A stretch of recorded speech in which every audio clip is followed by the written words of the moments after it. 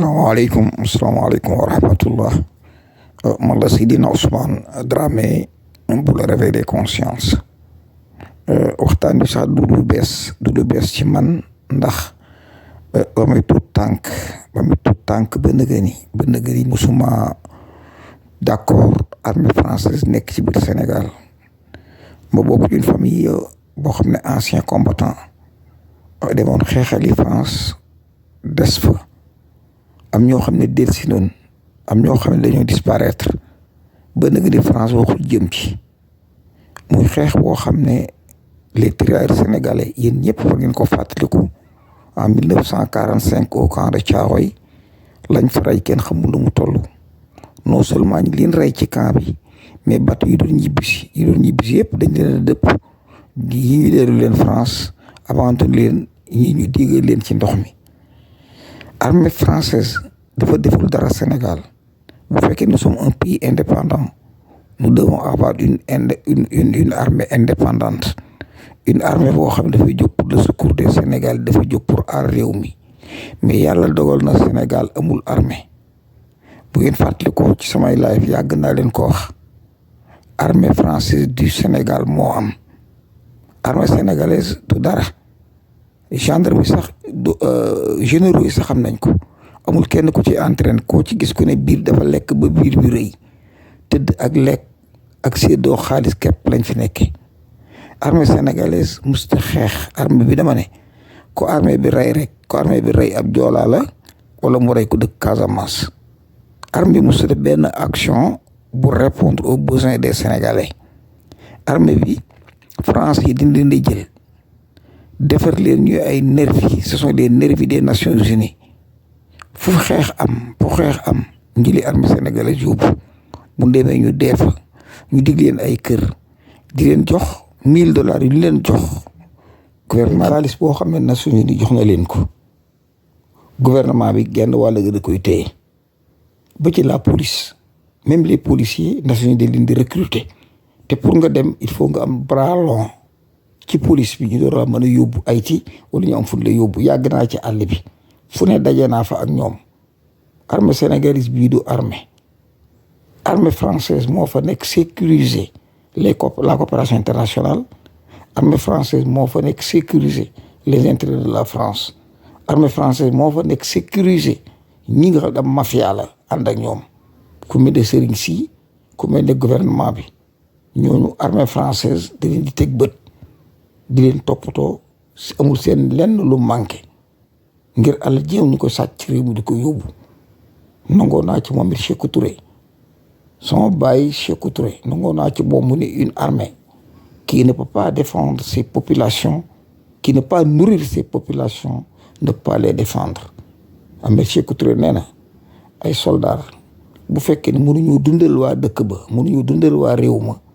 ñooñu mënuñoo garantir seen sécurité te wax na dëgg moo tax amee Sékou Touré dafa créer une armée verte bataillon yoo xam ne ci tool yi ñu nekk di bay ceeb bi armée bi ko doon bay Sékou Touré daaw ko importé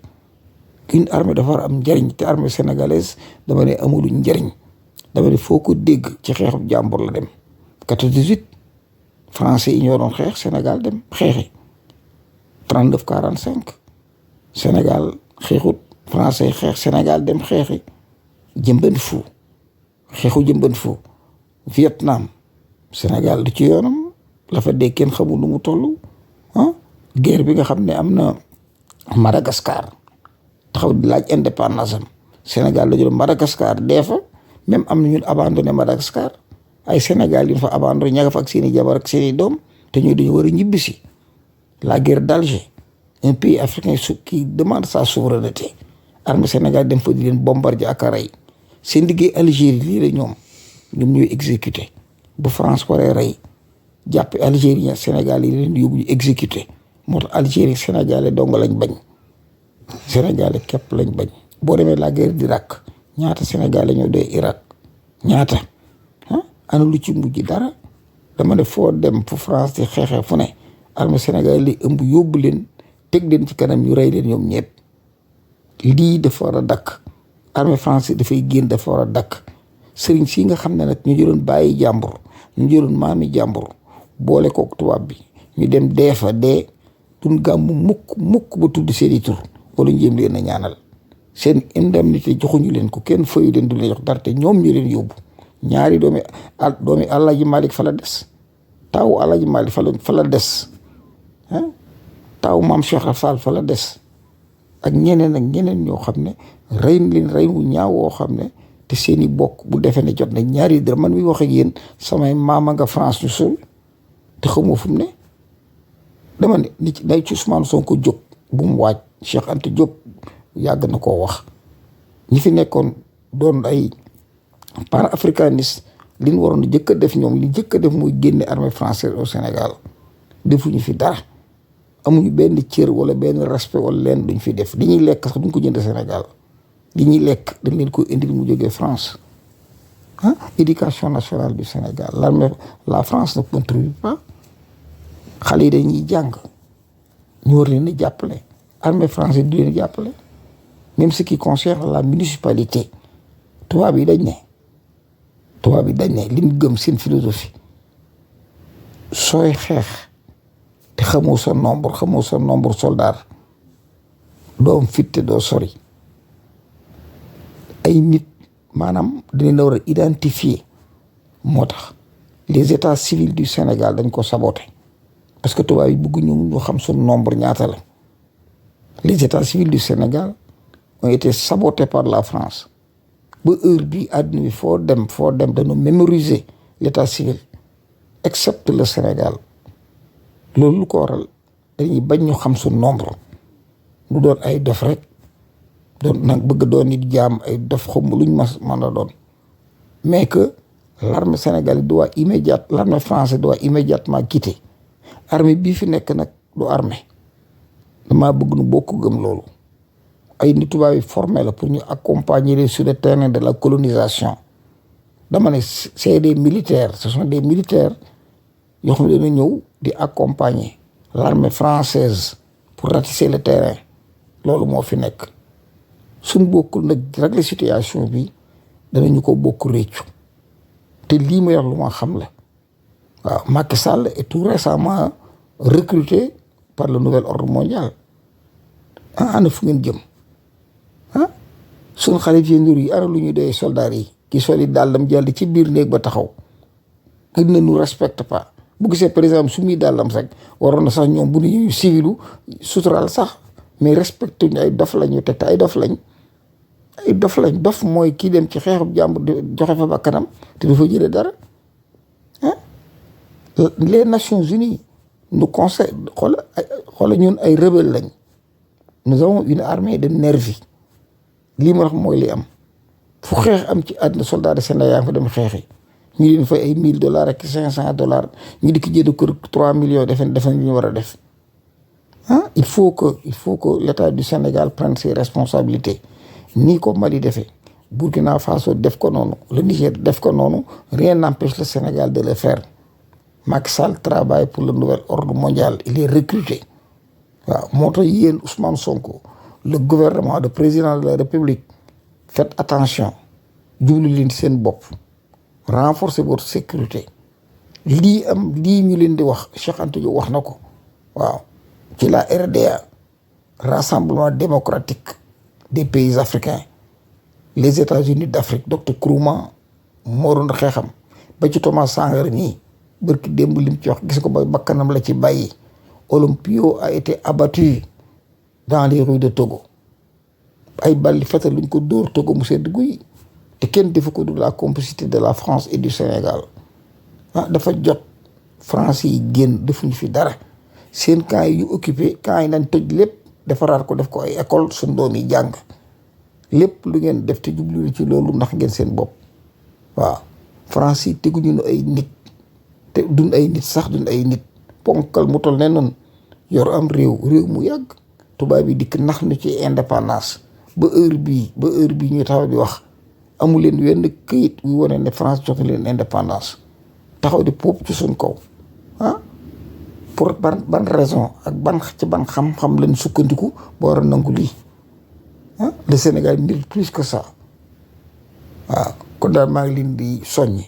tey soññ xale yi bu fekkee ne gouvernement bi ñeme wuñu yéen askan wi génn leen ndax boo nee Burkina Faso askan waa génn état bi door a yëngatu yéen xale yi jóg leen yéen ñëpp jóg leen armée française def fi dara amulul njëriñ boppam la fi nekkal ak intervention yu muy def à partir de l'Afrique waaw bagage yu grave yëpp ngi Sénégal te l'armée française a été accusée que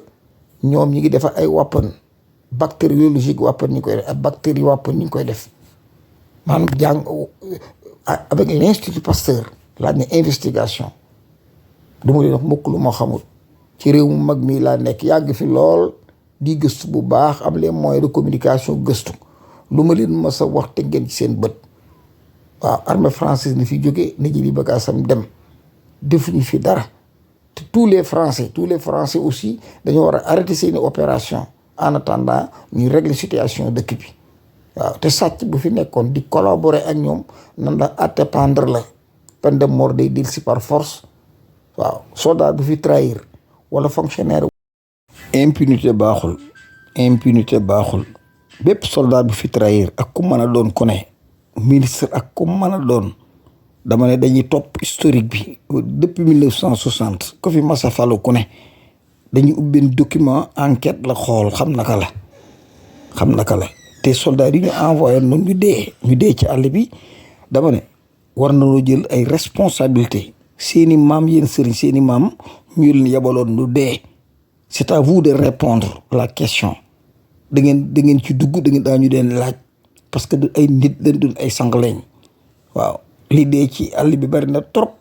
Mali dañoo bañ Burkina bañ ñëpp a taxaw lànk jël seen indépendance le Mali ñëpp indépendant seen xel nekk ci unité africaine comme na ko ñoom Sékou Touré bëgg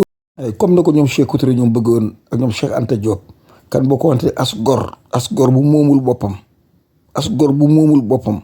na dem ba ca armée la gasum pax dugg ci biir suul boppam may yégalu bu baax a baax di ziare ñëpp ñu déglu nag vidéo bi may leen tegal c'est très important na ngeen ko déglu vidéo bi na ngeen ko déglu waa France loolu lañ décidé te lii yàgg naa ko xam yàgg. La France et l'Europe devront intervenir militairement en Afrique dans les 10 prochaines années. Déclaration choc signée de l'ex-chef d'état-major des armées françaises au micro de nos confrères du Figaro. Un continent entier qui est en train de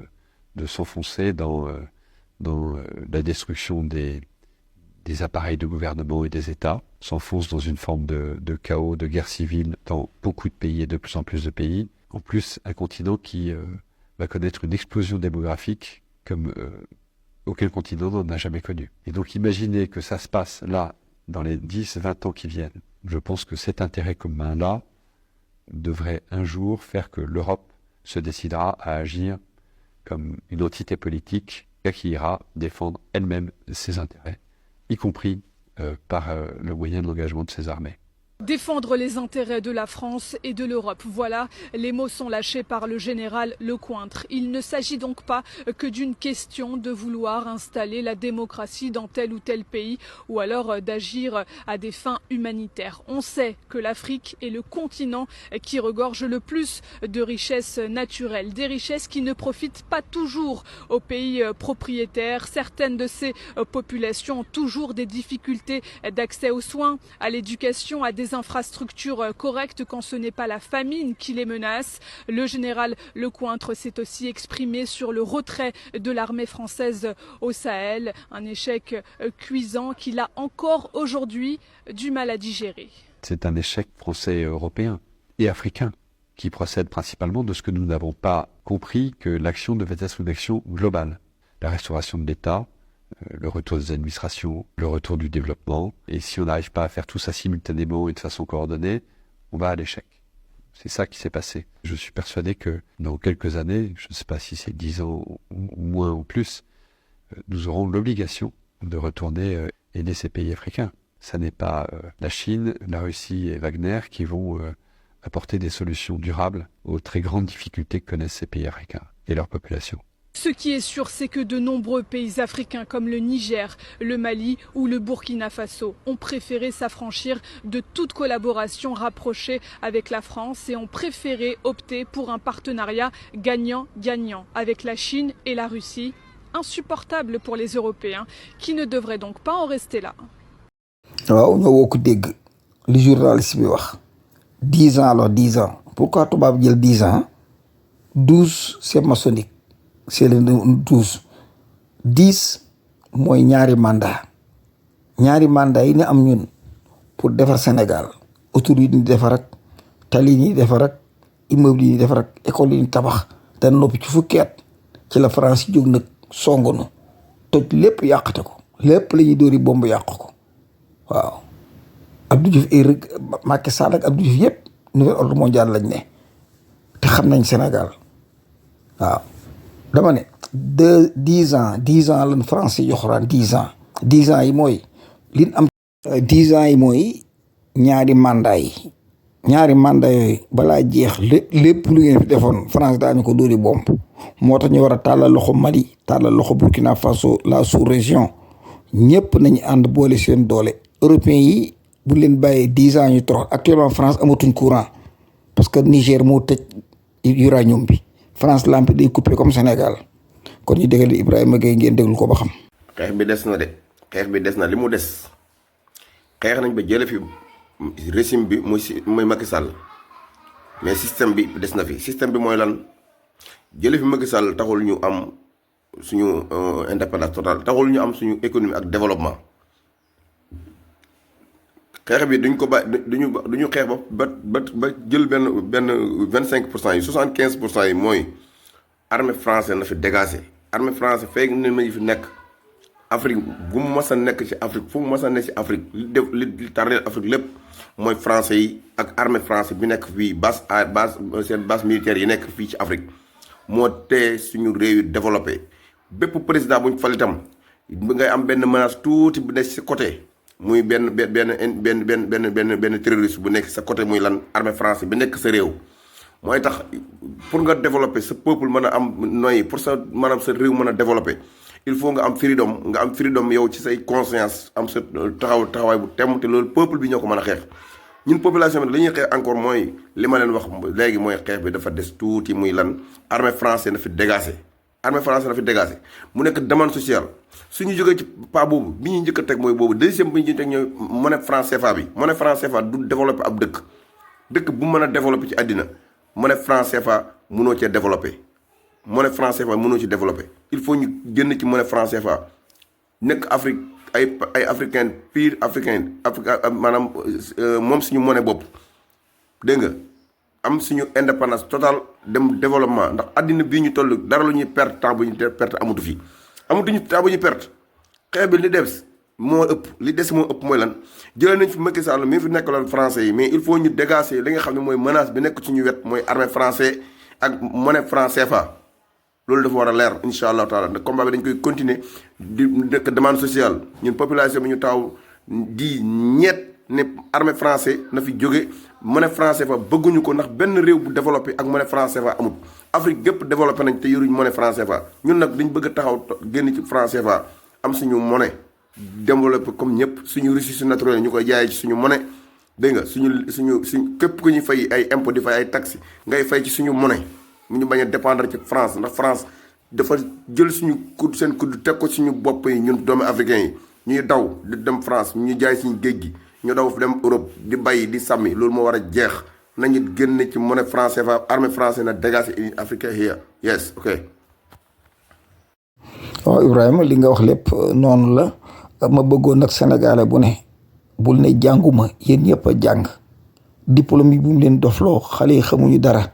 ñii fi yoroon diplôme yi ñi yoroon diplôme ñoo sàcc réew mi borom diplôme yi ñoo dëpp kees yi ñii amuñoo xam-xam jànguñu ay ñu fi tubaab bi tegoon képp la ñu di nax bu leen toog ci sàq yi ak tool yi ak di bay defee ay dof ngeen ay nit ngeen yéen ëpp xam-xam borom diplôme yi lii nu daal ñooma du kenn te ba tey ñooñu ko ànd ak tubaab yi waaw koy ziare ñëpp te ñaan jàmm man da Seydina Ousmane Dramé réveil des consciences yàlla na buur yàlla sutural te indi ñu jàmm ban jot sunum réew man ko liggéey ni ko ñëpp defee peace and love jaa ngeen jëf jaa ngeen jëf jaa ngeen jëf